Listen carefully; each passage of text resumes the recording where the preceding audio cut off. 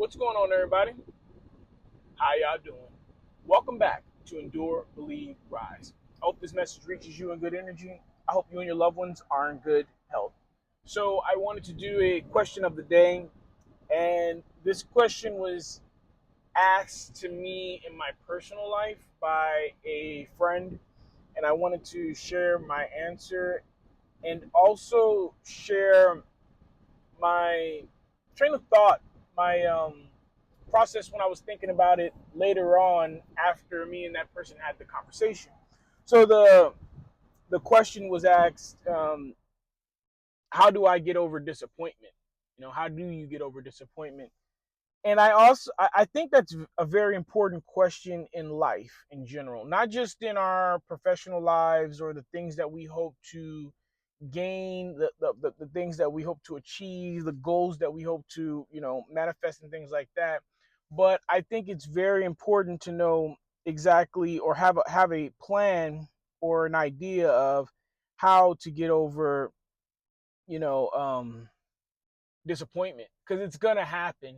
And that's not me attracting that to you, that's not me speaking that into existence for myself, but that's the law of what we have in this universe, as far as obtaining abilities, obtaining experiences.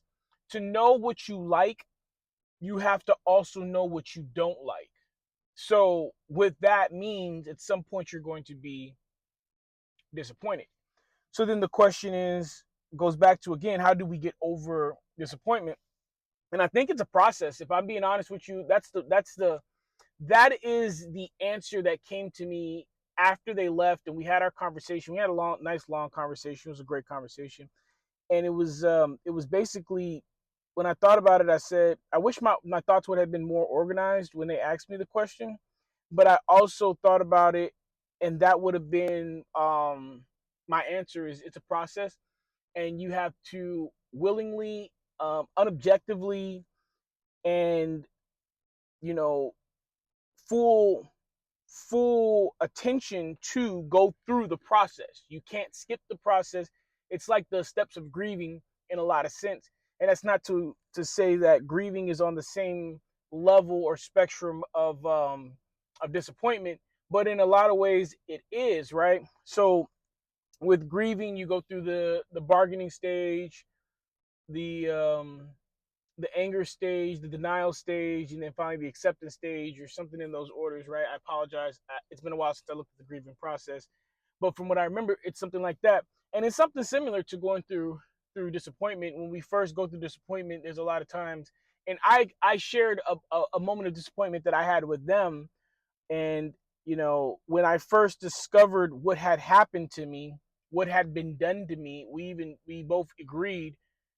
I was straight to denial, even though my denial stage lasted like point, not even a second, whatever, right? You know how fast the thought can be processed in your brain. I was like, well, maybe this didn't happen. Maybe I'm viewing this wrong, right? So I don't want to go into too much detail of what I'm talking about. So I'm trying to talk about what happened to me without it, for two reasons. One, I don't want to trauma dump. And two, I don't want to give that person the validation of what they did. So they know what they did, and I know what they did, and that's fine. And we'll leave it at that, because that's not my platform. Is not to sit here and bash somebody. I'm not here to berate or run somebody down. At the end of the day, no matter what my personal opinions are, I don't come to this platform to exhibit those personal opinions when it comes to people. I come to this platform to give my personal opinions on motivation, how to overcome tough times, how to inspire other people, how to go after your goals, how to become a champion, how to become a gladiator, and how to become a warrior. And I won't do that which I believe they want me to, so I'm not going to do that, right? But anyway, my first when that disappointment happened, my first thought was like, well, maybe this isn't happening, right? Maybe I misplaced, maybe I put this in the wrong, maybe this thing is not exactly what it was. But then I quickly analyzed it, me being an analytical person that I am, and I was like, that wouldn't happen, because if I would have done that, I would have took the whole thing, not part of it, right? So I quickly got to the part of, no, this is happening. And of course, after that came anger. You know, bargaining didn't really happen, and I don't think it's part of the disappointment process, because there's no bargaining to be had when you expected one thing to happen but something else happened, right? So anyway, it and I know my thoughts are a little scattered still, so I do apologize because I'm kind of rambling and it's kind of going to be a long video. But what I've discovered, my process of getting over disappointment, and you're going to have to come up with your own process, is the first thing I like to do is remove myself from the moment, right? And once I'm disappointed or upset, once I feel emotional about something, I like to try to remove myself from the moment. Sometimes that's by going out to eat. Sometimes that's going to a workout, playing a music, watching a video, reading a book, putting on the video game, calling a friend, texting somebody, going on social media. I want to try to remove myself from the moment immediately, because I don't want my next response to be an emotional response. I'm angry, I'm upset. I'm disappointed, right? But so the next thing I don't want to do is to make an emotional response. So my first step is try to remove myself from the moment. My most powerful advice for doing that is music. Is like, let me put a song on, but sometimes that can serve to enhance the disappointment, or that can serve to soothe it over. The next thing is analyzing it. After we're no longer emotional, we should have a level-headed and systematic analyzation of what we expected, why did we expect it, and what we got, right? Okay, so now this is what we expected. This is why we expected it. This is what happened. Why did this happen? And me and this friend, we had that conversation too about why did this happen, and they were, not to give their business out either, very confused and didn't understand why the process didn't finish on their side, why they were met with this disappointment. And they even went to the situation and asked the situation why it was met with it, and they were met with, you know, shoulder shrugs, indecision, misinformation. And I even told this person, I said, honestly, we live in a world where we've been catered to. We've been privileged to be able to get an answer on why not me, right?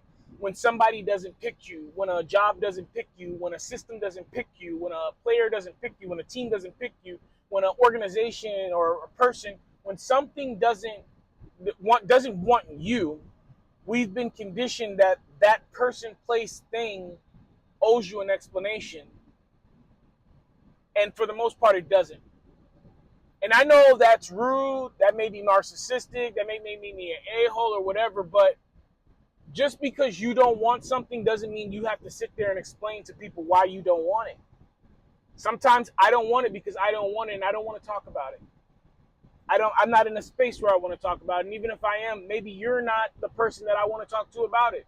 Maybe I don't want to open up to you emotionally, spiritually, mentally. Maybe I don't want to give you that explanation, and I don't have to.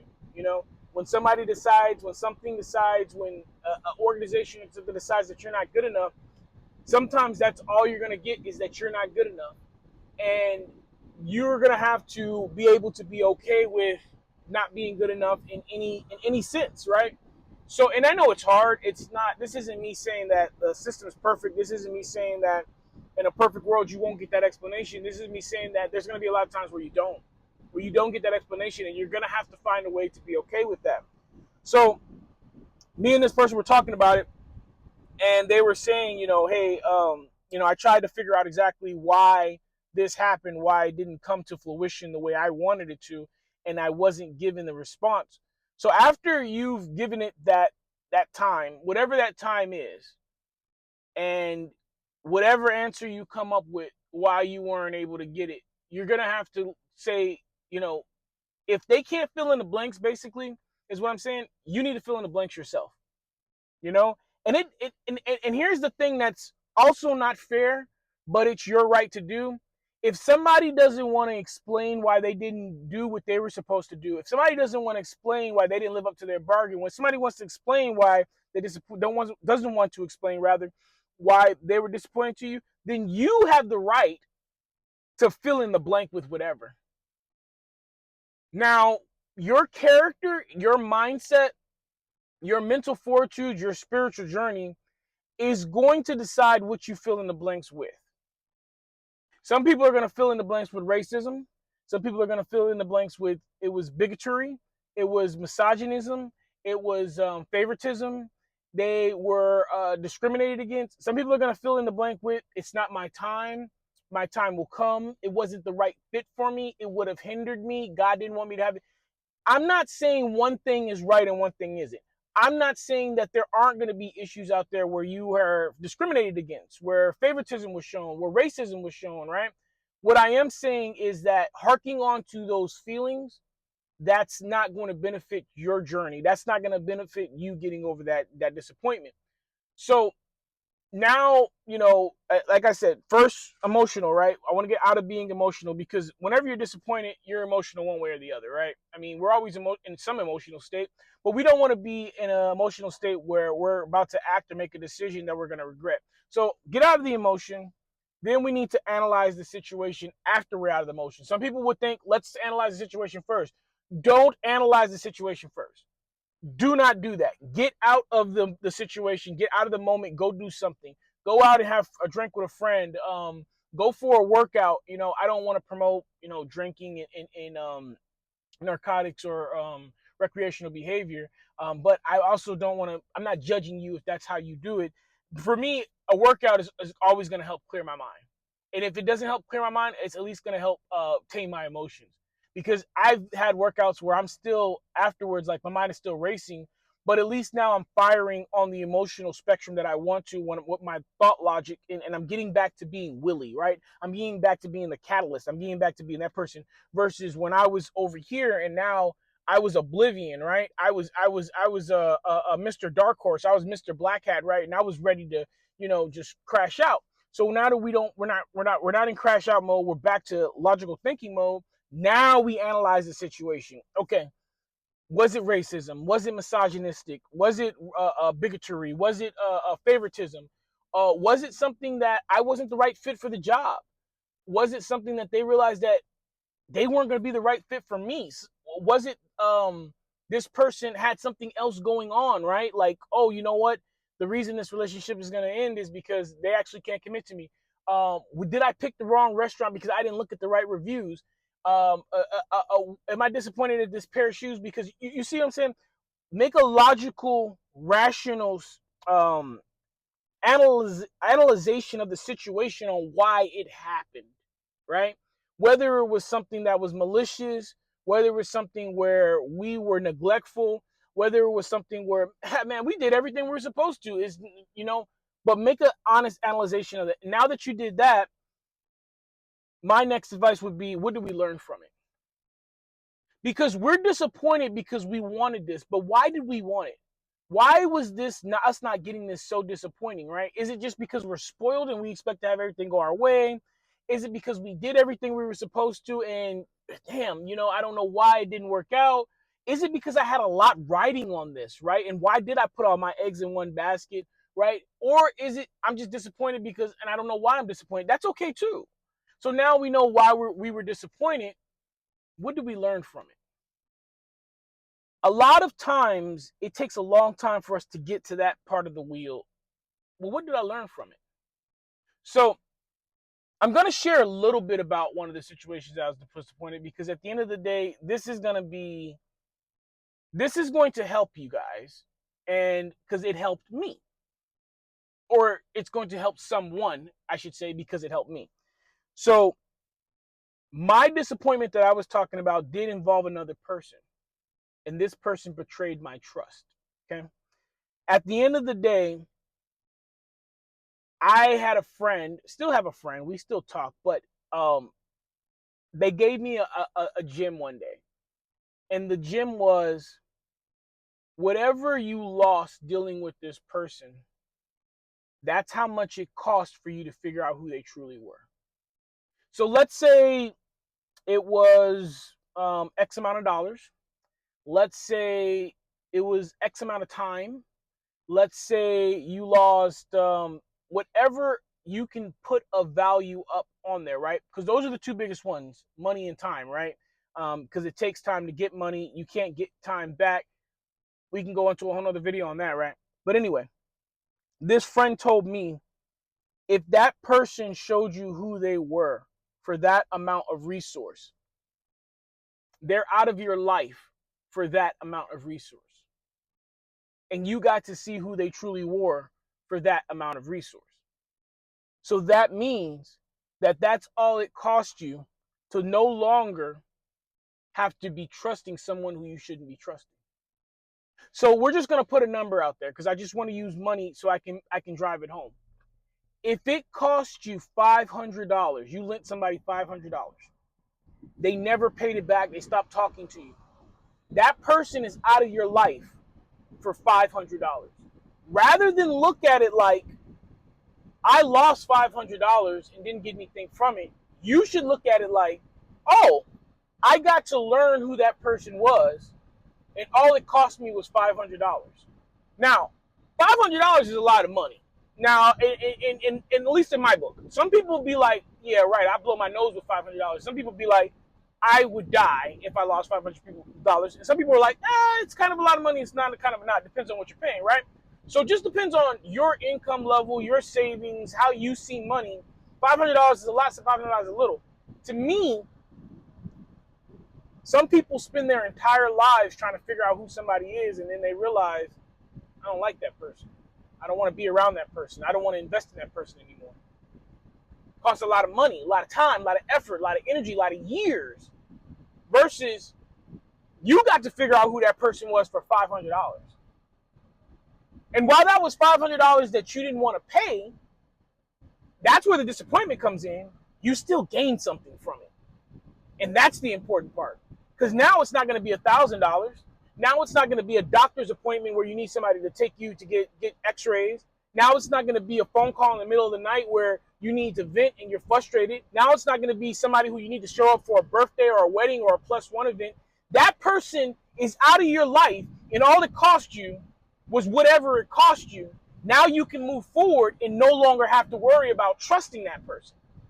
So, after you've figured out what you've learned from it, at that point you can start the plan to no longer have this form of disappointment. And that doesn't mean it's going to be an effective plan, but now we get to try again, right? We get to start the cycle like, okay, I went out to that restaurant. It was a bad restaurant.